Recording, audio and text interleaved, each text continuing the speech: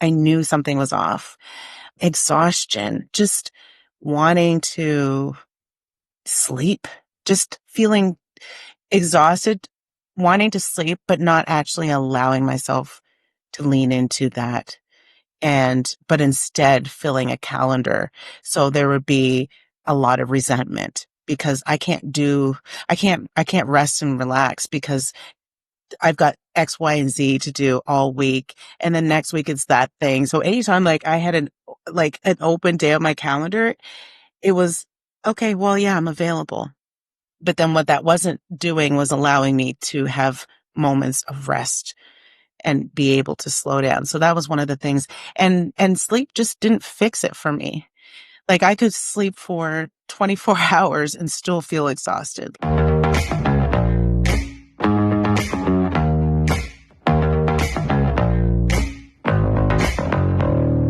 Welcome to SOULgineering Your Life and Work. I'm Ravi Tangri, and SOULgineering is about how do we bring more soul, more heart into all of our life, all of our work. What are the tiny little pressure points that we can leverage to be able to shift our life to be more aligned and live more fully, not by doing more, but by just aligning ourselves better.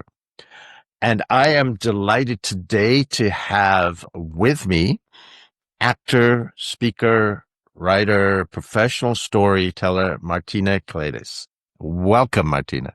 Hello. Thank you. Thank you for inviting me to be here on the show. And I'm so excited because this already feels so great. I love it. Yeah.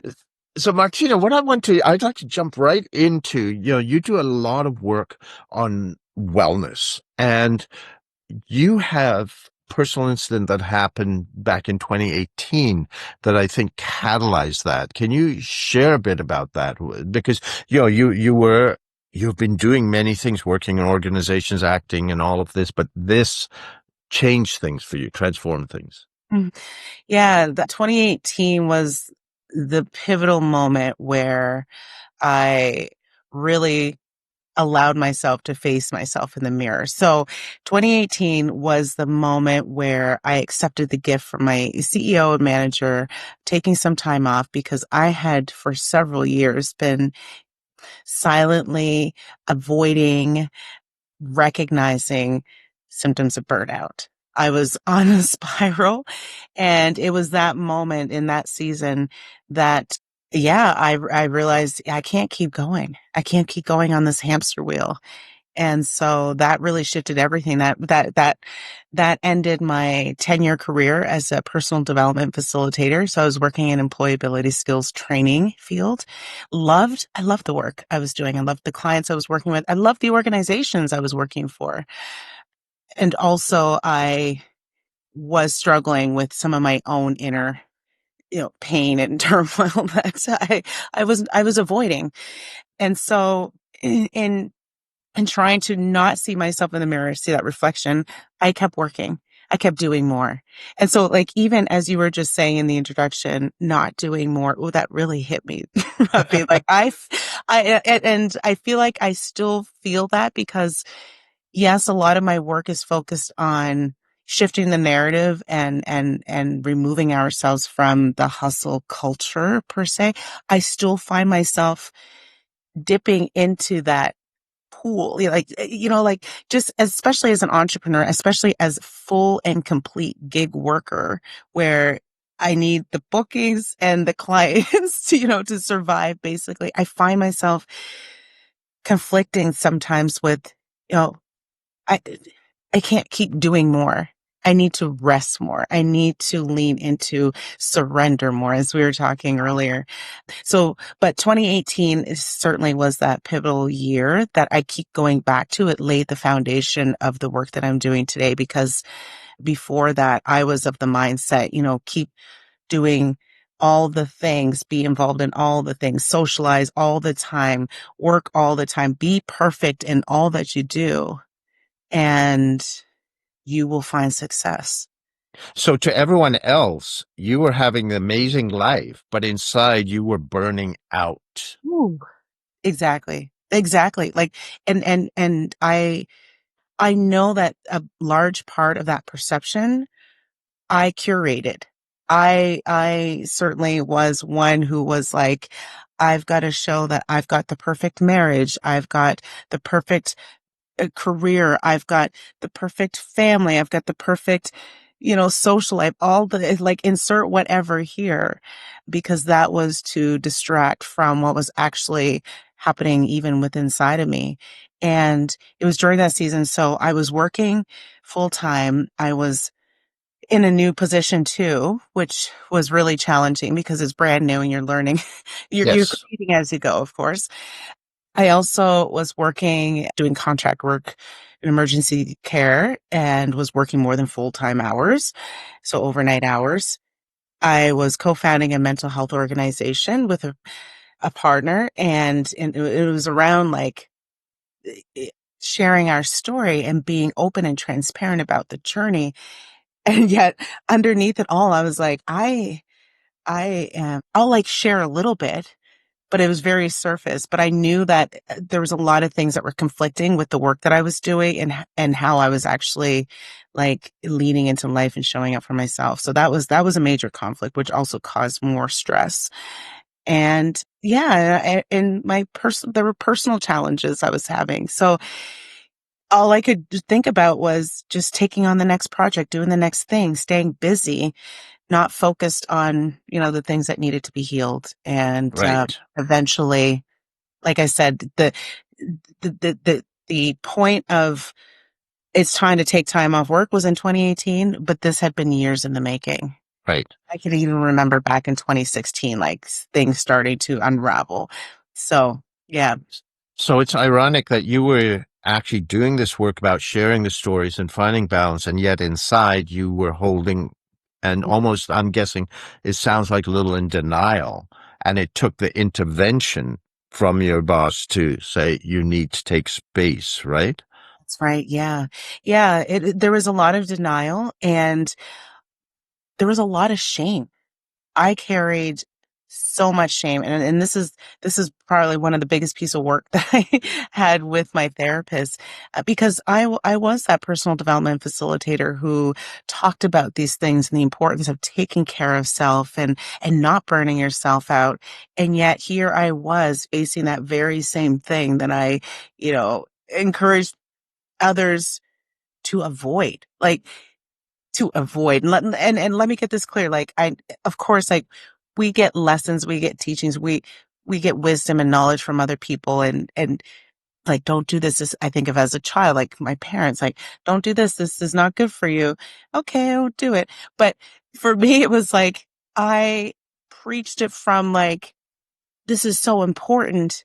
And yet, as I was facilitating in these classes, I also felt very fraudulent in that.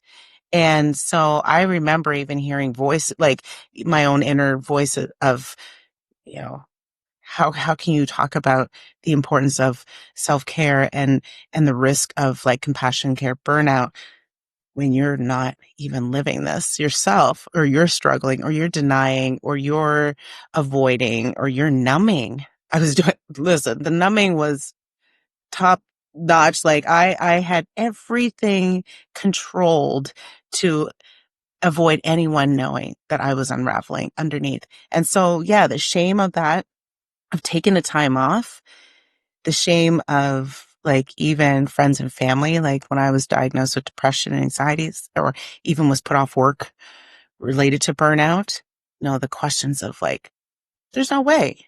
Like you've been, you've been good. Like you're always coming into the room with energy and joy and love and laughter. And like, how are you depressed? That Right. doesn't make any sense. And so even that, fueled the shame spiral of like, ah, I just, I was hiding. I was hiding. Right. And I think a lot of people are doing that, even if they're not, it's sort of like, the adage is sometimes you teach what you most need to learn. In that case, you were doing that. But even without that, I think a lot of these things, the stigma about the mental health the shame, it can't be me, the what will others think. There's a lot of denial in there, because I know from many of my coaching clients I've worked with.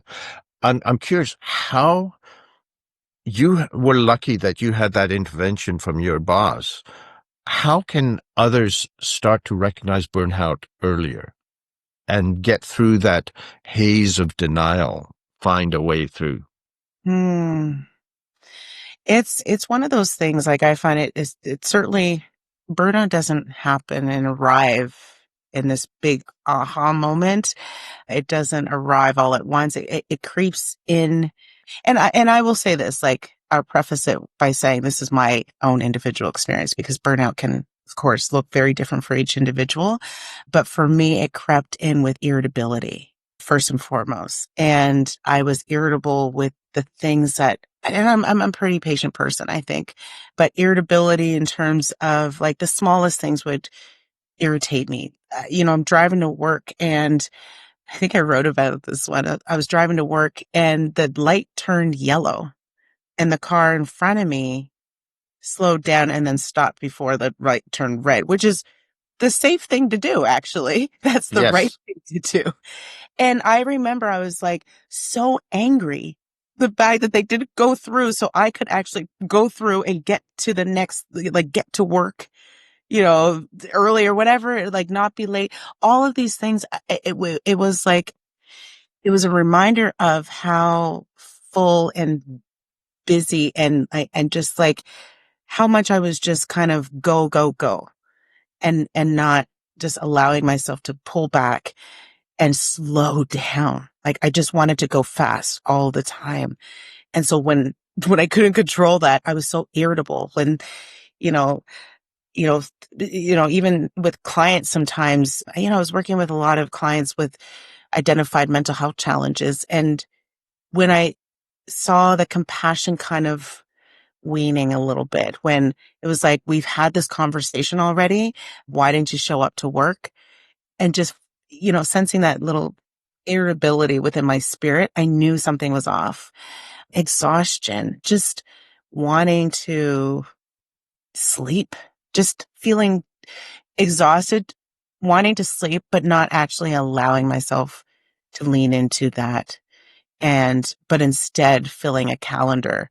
So there would be a lot of resentment because I can't rest and relax because I've got X, Y, and Z to do all week. And then next week it's that thing. So anytime, like, I had an open day on my calendar, it was okay. Well, yeah, I'm available.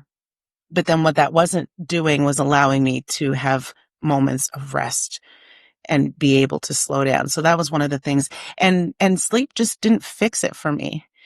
Like, I could sleep for 24 hours and still feel exhausted, like, physically, Yes. mentally, emotionally. I mean, I was spiritually deprived. There was just so many things that were happening, like, in the whole concept of who I am. And that's why, like, now I focus on all of the areas of health, like, not just my physical health, Right. mental. So that was one of the things that I realized was an early sign of burnout and disconnection with the things that I cared about. Just feeling ambivalent. Like, what is whatever, like, not feeling that passion. I could perform passion. Mm-hmm. You performed it. You were acting. That's right. Yeah. Okay. Yeah. So how can this is something some of the listeners may be feeling, something they may see in others around them, whether it's at work or in community, family, friends. How can what does it mean to create safe spaces for conversations about this? And how can you start to do this in the workplace, with friends, with family? Whether it is you that is feeling this exhaustion Mm. or someone you see. Yeah. I mean, I think prior to 2018, and I say, 2018 is that mark. Uh, Hmm. because that was the moment where my CEO and manager had that conversation with me in offsite. of the workplace and also in a boardroom. So I've had two different kind of environments where we've had conversations that talk led to wellness and employee wellness.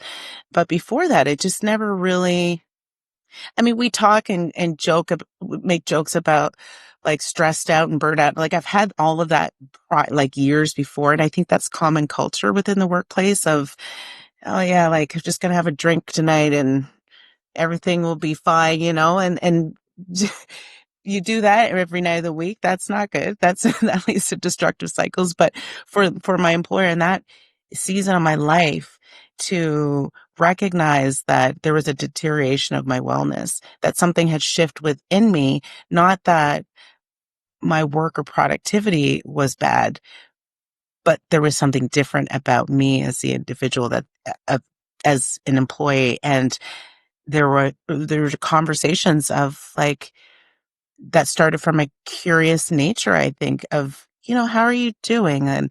And they're just very open and just and I think that openness created that just organically created that safe atmosphere of like, oh yeah, we've kikied before, we'd laughed and joked with one another before. And so I've got that trust built already. And then when it's this kind of conversation of like more of a serious nature, like we're recognizing this shift in you and, how are things going with this project? And yeah, it did lead for an easier conversation. However, the individual has to be ready Right. in a safe environment or not. The individual has to be ready to, first of all, recognize the shift within themselves, that there is something off, that, perhaps that there's something that they need additional support around in order to accept, the gift, the offering, the conversation, the invitation of, support, whatever it is. And so it took 3 times for me to actually recognize this because the first couple times I was in denial. I was like, no, give me the next project. I'm good. Don't worry about me. I'm doing all the things. And then the third time I remember when you talk about the signs of burnout, it was encouraged by my employer to go have like a soul, what was it, like a retreat over Christmas break and like do some soul searching. And I did that. I was by myself and I had all these plans I was going to write. I was going to do all the things. And I just remember my body shut down. I crashed. It was like I was deflated. Someone put a pin in me and all I could do was cry. And so that was certainly a sign. I was like, something serious is going on here in your body. You're not paying attention to. And then of course, through therapy, like that helped me to allow myself to really lean in. But the third time I was like, I was in the conversation. I was listening to what they were saying, the analogy of this hamster on a wheel that often is running from something that they don't want to face. It struck me. I was like, I'm the hamster. And to feel seen, Hmm. heard without saying anything, that was significant. And to be offered a gift of like, here, we think you should take some time off. And I was like, oh yeah, I'll take a day, like take the afternoon, whatever. No, you need some time. You need some time. And I look back, I'm like, what an incredible gift that was. And even still, like in that moment, I was hesitant to receive it because I was like, what does this actually mean for my future? Like this work, this role is who I identify as. This profession is who I am. And if I don't have this, then I don't have purpose anymore in my life. Right. And so that was scary to even like think about. Like I didn't know what the future would hold. I didn't know at the time that I wouldn't be returning. I just knew that I knew I had to make a decision at some point, and I didn't want to think about that. I just wanted to keep going in my natural cycle and habits of just avoiding what's uncomfortable. And but it's really turned out to be this incredible journey, and you know, I often say that there is pain in our purpose, and everything that I've gone through in that season of my life has led me here. And it's the most painful things, the things that I even look back on now and just think, wow, like I can't even believe got through that. If I would have known then what I would have needed to walk through to get to where I'm at now, I would have stayed in the comfort zone. I would have stayed in the place of this is familiar. I don't need to change anything. I don't need to evolve. I just gonna stay in this place where I feel the most control, perceived control. I do air Right. quotes. Yeah. But yeah, it's been an incredible journey. And so that's why like I recognize what my employers did for me is significant. And so when I thought about starting Life Out Loud, that was the main purpose is I want to also be like a conduit for individuals and organizations. I want to help and support leaders to start the conversation, at least to hold a safe space for these kind of conversations in the workplace. And it's because of the gift that was given to me. And so I feel led to share that with others. Right. So one of the things that you said that really jumps out to me is the compassion with which they had that conversation and support that they offered you. And I understand what you're saying about the avoiding. There's almost the hamster and the wheel, the busyness. It's almost what I'm hearing underneath what you're saying is that there was a hollowness almost that was growing inside of you, but you didn't want to face that. But then you hit that point, like you say, that time you took over Christmas and you couldn't stop crying. Mm. If you, your point is so true that the person has to be ready. But let's say someone is realizing, I don't know if I can do this anymore, right? But I don't know how to do different. Mhm. What are some small intentional shifts people can make if they are feeling stuck, if they're burned out, if they're feeling out of alignment or starting to feel that hollowness that they don't want to face? What are some small steps that they can take? Mm. I say, yeah, I think small, and then I realize it may not be small for everyone, but I think first and foremost, I would say stop stop running to the next thing, stop being productive, just sit, be still. And I say this, I know it's so important because we live in this society, we live in this world where we are constantly bombarded with information, with advertisements, with things to do, with expectations, with noise, with noise. And so I think we've become really uncomfortable with silence and stillness. And like I said, it wasn't until I, was off work where I really started to find my stillness, to find peace and quietness and not have the noise around me so that I don't have to hear the thoughts. I don't have to feel my spirit. I don't have to, listening to the noise of help me avoid all of that. And that's not healthy. And so I would say I think that is so important because we don't know, we don't know what our spirit is telling us unless we silence ourselves. And I've heard, and I've said this before to some people and especially people close to me. And they're just like, no, I hate the quiet. Like I always have Right. something in the background. And that's why I say, I know it's not a small thing. It's not a small ask or invitation to listeners, but it's such an important one. Even if it's like 5 minutes of just stillness, quietness. Mm-hmm. And then in that, allow yourself to write notes down about how you're feeling, what's going on. Like, don't have a template. Just jot things down because that will start to, I think, reveal some things that are happening. I'm always journaling. I've been Mm-hmm. journaling since I was a child. So writing has been very therapeutic for me before I knew the word therapeutic.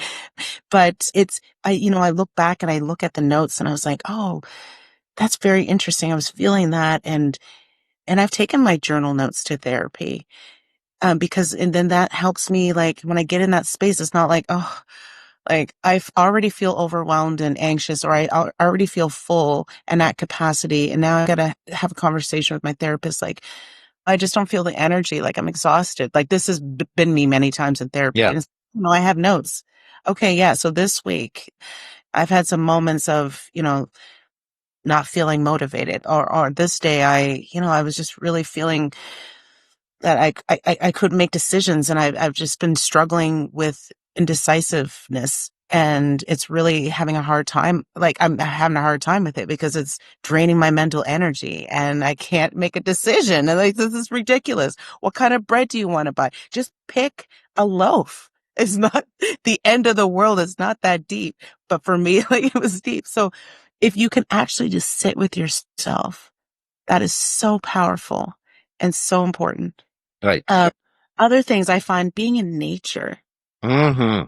Yes. away from phones. Like, I would often go to the beach, Lawrencetown Beach. I mean, we have so many lakes and bodies of water in our region in Nova Scotia here. And I find being by water was so grounding for me. It was like anchoring. It's healing. It was so healing. And I would just stand there and I would look out and I would just say, oh my gosh, look how massive this is, how small I feel, you know? And a part of that too is like leaning into a higher power. For me, my faith is Christianity and I believe in God. And so like, surrendering to higher power outside of my own self is so therapeutic. Like, I can't do this on my own. I can't do this life. It gives me greater purpose to know that I have a purpose, but also I don't have to do this journey by myself. And so that was a shift as well, as whereas before it was like, I got to do all the things. I have to control everything. Whereas now it's like, you know, sometimes, some days I wake up, I'm like, all right, God, I don't know. I really don't know today Yeah. how to do the day, but I ask that you lead and guide me, you know? And so that just in itself just brings me so much peace and comfort. Like I shared with you, like this year has been a real up and down kind of year already. I'm like halfway through the year, and I mean, it's been the most uncomfortable season I've been in, but I've had the most peace that I've ever had. And it's because of my faith. And so that's why I say, like, have that thing that is outside of it's bigger than you. Mm-hmm. And Therapy. Yeah. also those things that you keep mentioning, and that is what you talk about, pausing with purpose, Yes. right? Yeah. That pause. Listen, I feel like this is my ministry now. It's so, every time I'm in conversations or in sessions, the pausing and the rest piece keeps coming up and I keep sharing it. And it's like, this is also my journey. I'm not just sharing this with organizations because I have done this and I have mastered how to properly rest and pause. No, like, it's not even a master class. This is like a life class that I'm sharing, meaning I am doing this along with y'all and Yeah. I'm learning as we go. And so it's been a really beautiful journey. Like, I don't listen, I don't know where this is going to take me, but my hope is that it just helps me to connect with more people who will who will open themselves and allow themselves and give themselves permission to be more whole and well. And so that's my greatest task, in anything that I do through my work. That's beautiful. And I really want to thank you for your vulnerability and your openness with your journey and what you have experienced. Thank you for giving me the platform to share that. Oh, my pleasure. Check it out, check it out. Oh, are you ready for this? Yeah. So, what I would like to finish things off with, Martina, is our lightning round. Uh-oh. So, uh-oh. No pressure, no thinking, so it's easy. First thing that pops. Uh, That so requires, does it not? what? You said no thinking anything that pops. I'm like, that requires thinking, doesn't it? No, whatever pops in. That's it. That's All right. not thinking. Sounds So good. introvert or extrovert? Oh, extrovert with an introvert recharge. Okay, so ambivert. Okay, cool. Yes, that's right. Right in the middle. Yeah. What's the most favorite job you've ever had? Okay, besides being an actor, a waitress. Oh, really? I love serving people. Oh my gosh, it's so, Wow. yeah, That's cool. I know it's wild, eh? But yes, that's the truth. Neat. What's the goofiest thing you've ever done? The goofiest thing? Oh gosh, probably played Medea on TikTok. Like people still are like, "That's you, the old woman wig and the nightgown," and it's pretty goofy. But I Okay. love it. I love it. I don't know. It just look up Medea and people will know the character. Okay, cool. But that led me What's into the film industry. So that goofy, works. yeah. I love it.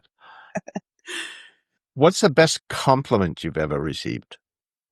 You know what? Lately, I've been getting a lot of compliments about my hugs. I'm Oh, going to say the hugs. Yeah, someone said to me recently, when you hug, I feel loved. And that just made me cry. So, but yeah, I love giving hugs. And so that is the best compliment I could ever receive. nice. Yeah. What's your biggest failure and what did you learn from it? That, well, I don't even know if that's okay. I'm gonna just keep it. Oh man. I'm kind of going, I don't even want to say it's failure. That's okay, but some Okay. people perceive it that way, but it's a reframe, right? Yes, yes, yeah. I think relationship wise, I'm going through a divorce right now. And so that and I think yeah, I just learned that I am I'm growing and I am evolving into this woman who, is ready to take on a new sense of living and life. And I don't say failure because I want to say like my marriage was a failure, but I say that because got married young. I know this is lightning round. It's not really lightning. Got married young and just really lost myself in relationship and lost a sense of who I was Right. individually. Now I'm 40 years old and I'm rediscovering who Martina is apart Nice. any external identifier or relationship. And so, yeah, that's the lesson is like coming back to self. Come, Yes. Or yeah, I love that. And, yeah, there is often, just because of perceptions and expectations, when a marriage ends, there is a sense of failure because you don't get into it for a long time, right? That's very common. that's true. So, Yeah, yeah.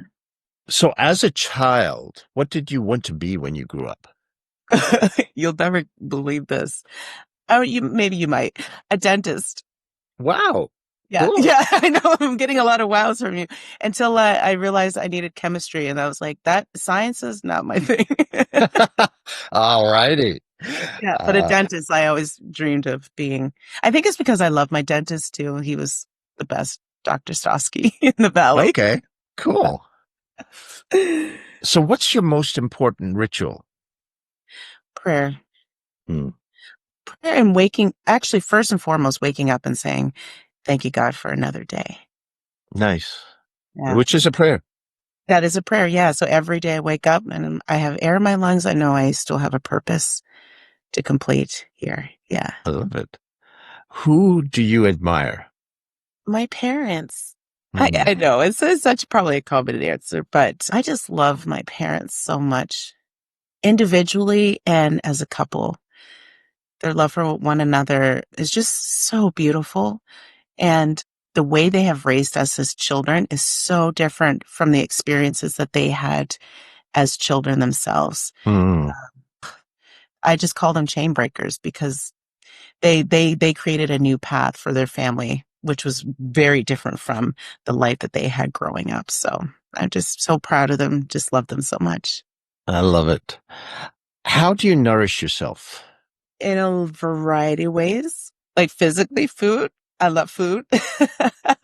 Also, spiritually, I've been leaning into that a lot, like listening to encouraging music and podcasts, reading. Reading the Bible a lot lately and just reading period, writing Hmm. has been really nourishing for my soul. And as much as I can, moving my body in some way. Yeah. Nice. And socializing, being with people that I love. I find also that changes too as you get older. It's, finding your inner circle, the Yes. people, those closest to you who can really relate and pour back into you as you pour Hmm. into your relationship. So that's been really great as well. And just, yeah, loving. Nice. And what do you want to be remembered for? Ah, my biggest hope would be how I loved. Mm, okay. Yeah, how I loved others. I just love people. I love connection. I love love in its many form. And I think, yeah. I mean, Nice. yeah. It's not even like some before I would say, my work, but even that is just underneath the work is still love. So that's my answer. That's my final answer. That's my final answer, Alex. And finally, what's your purpose in life?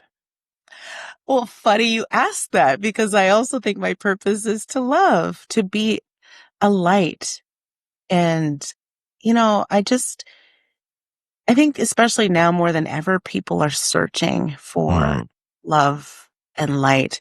And we live in such an interesting time right now, and it feels very dark. But also, I think the more that I nourish my spiritual self, the more I have hope. I always ask God, lead people on the path, on my path, who need to be seen, to be loved, and so to see a light, hope, and possibility in their lives. Because without my faith, Lord, I don't know where I would be. But all I know is that I am here, and I believe my purpose is to love and shine a light on the path of others. I love that. And so, Martina, if people are looking to get in touch with you, what's the best place through socials or?